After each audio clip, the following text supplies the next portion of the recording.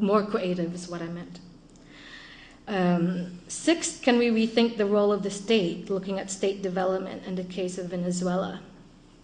Yes, of course we can rethink the role of the state. I think if you're going to emancipate a group of people, although it should come from the grassroots level, it can't be in an individualized way, and that it should be a state-led, state-sponsored, some kind of state-sponsored policy or a systemic change. And again, there, I would love to see Nepal's situation. A lot of work. It's going to be the next edition. Don't worry, Hester, it's not going to be you, not just you. We'll be here. Seventh, is there a way to keep the gains from the abolition of gender while avoiding the losses from a reversion to essentialism? The idea of nurturing, I think, has been, what would you call it? It's given such a bad name, as if nurturing is this, cuddling or, infantilizing of people. Which, if you look at the real concept of nurturing, it's actually kicking somebody's ass and having them develop to their full potential, right? No cuddling. And there's this idea behind it that nurturing is this frail, you're nurturing somebody because they're frail and blah, blah, blah. And no, nurturing in its real sense is about, like I said, kicking someone's ass so that they can fulfill their full potential. So yes, I agree with you with going back to the maternalism. And also, I think along those lines is the rethinking of this idea of family.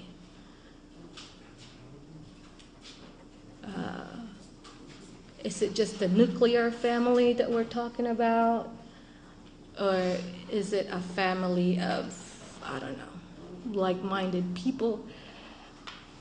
In my experience, I've seen in the immigrant communities that I've been involved in, family for them wasn't just then the father, the mother, the children. It was, God, it's extended. It's to people they don't even know but came from the same province in the Philippines, and then they become uncles.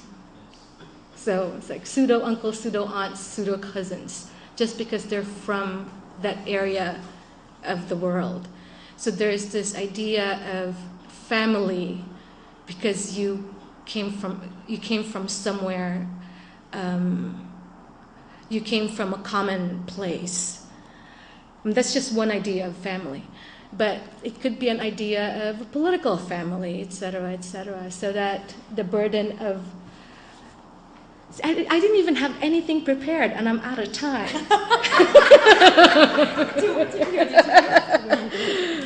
But that's another thing that I would love to consider is the rethinking of the concept of family. And I think the last thing that I will say is the organizing work itself. That it's been really, really hard for women's organizing, those who are in the underprivileged sectors. We don't have access to the same resources. We don't have the same connections, et cetera, as mainstream feminist organizers do. And what happens a lot of times is that the mainstream comes up with an organization or an event or whatever it is, a campaign against some kind of issue. What happens a lot of times is that when they do that, it undermines the work of the other women organizers. There is this, what would you call it? a certain, I guess, arrogance in the mainstream feminist organizing that, you know, that because it's not out in the New York Times or it's not publicized somewhere, like mentioned in the New Yorker or whatever, that it's not happening. And I think that for organizers like myself, that's been a major obstacle in collaborating and working with, not that I want to, but collaborating, discussing, dialoguing with mainstream feminists. Thank you so much.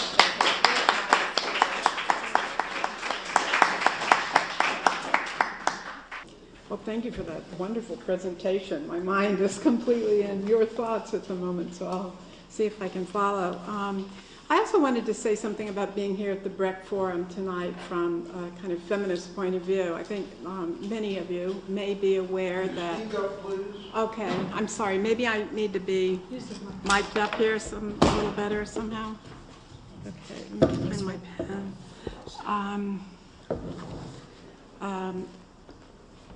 Okay, let me see. Can you hear me now?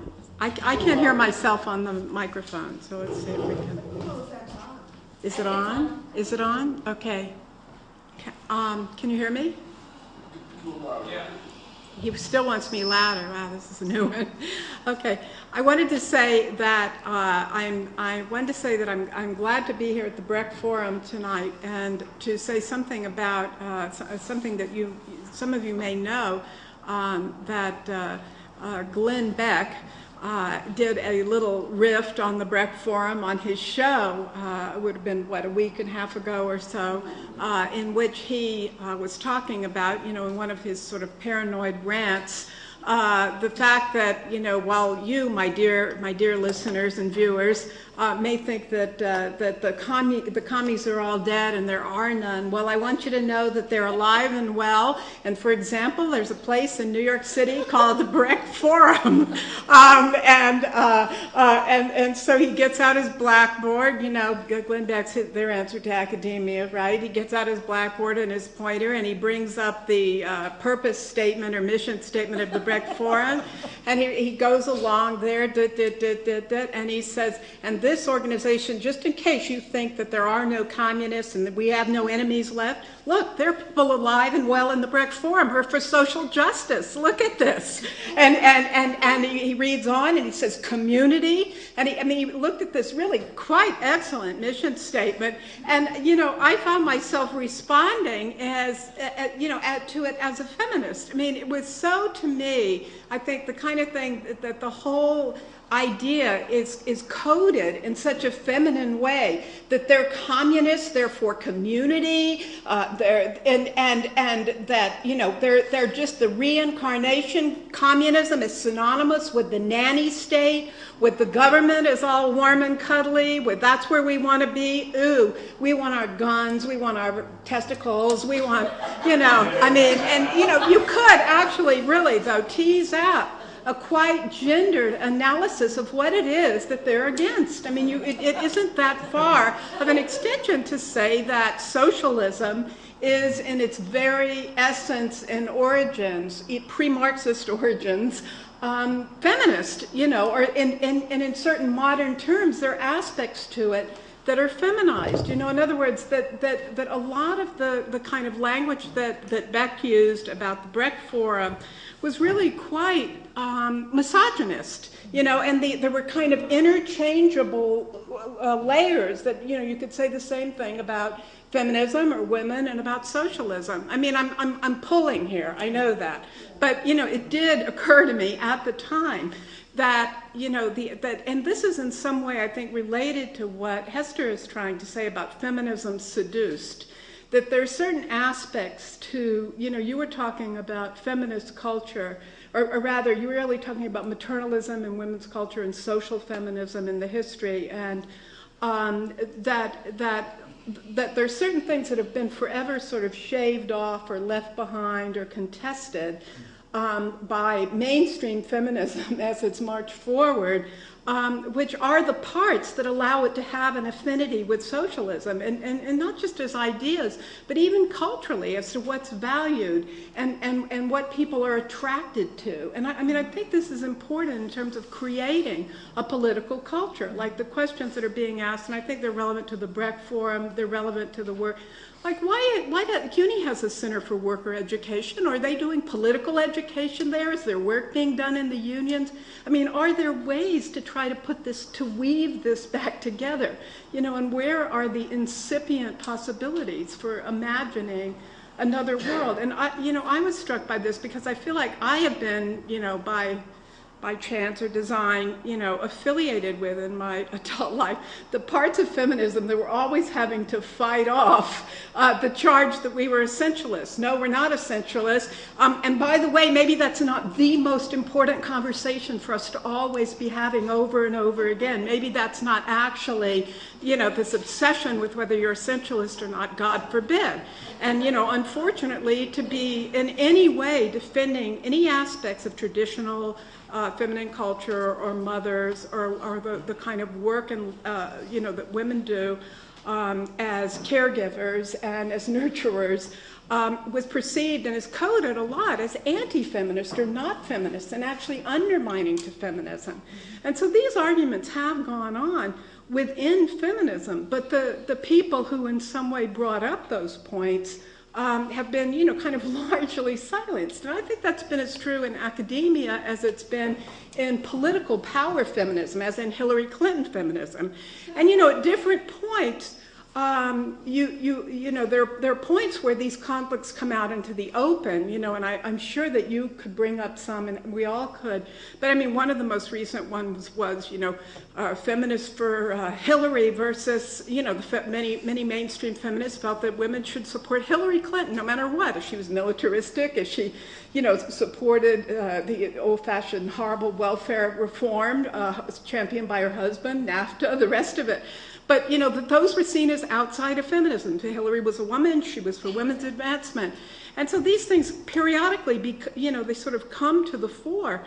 But I think through, I think these other tendencies have always been a part of feminism, and I know that, when I've tried to talk about, feminism and environmentalism or feminism and ecology, the kind of question is, do women want, the eco-feminist question might be, do women want an equal piece of a rotten carcinogenic pie? What is this world that we're aspiring to be successful in or equal to? And those are also, those are socialist questions. In the deepest sense. Mm-hmm. But I think we also see that socialism, I don't think, the left, can advance without a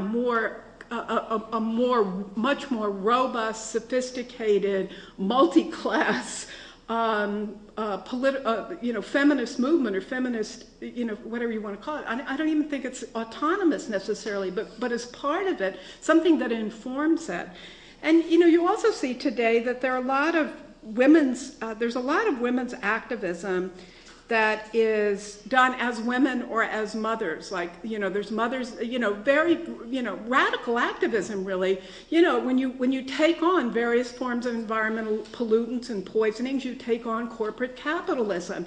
And if you take that on because you discover that your children and your family are all sick or dying, these are very radical anti-capitalist movements, but the traditional left does not necessarily recognize that, and they're not affiliated. So you have in some way independent strains of activism going on who don't know each other, who don't know about each other, who aren't informed by each other, and who maybe even denigrate each other.